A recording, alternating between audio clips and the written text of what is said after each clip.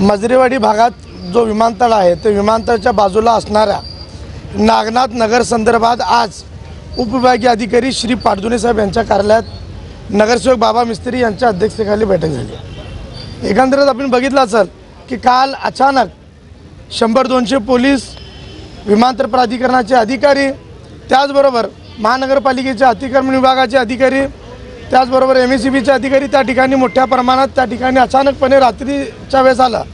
एकंदरीत अशा प्रकारची कारवाई संपूर्ण भारत देशामध्ये पहिल्यांदाच असेल। एखाद्या ठिकाणी एखादा मोठा अतिरेकी सापडला आणि त्या ठिकाणी तशी कारवाई होती, तशी प्रकारची कारवाई करण्यासाठी त्या ठिकाणी प्रशासन त्या ठिकाणी आला होता असा माझा स्पष्ट आरोप आहे। एकंदरीत जर समजा विमानतळ प्राधिकरणाला त्या ठिकाणी कंपाऊंड बांधायचा असेल तर संबंधित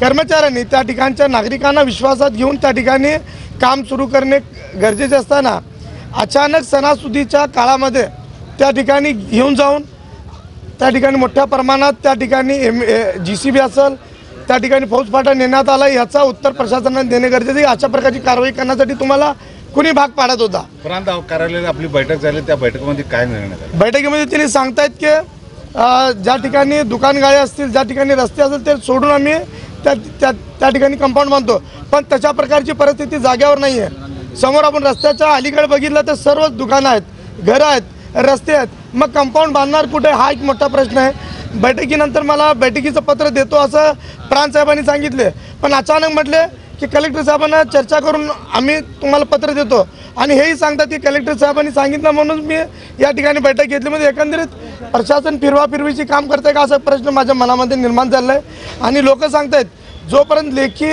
पत्र आमच्या हातात देते तोपर्यंत त्या ठिकाणी कुठल्याही प्रकारचं काम करू देणार नाही असं सांगतात।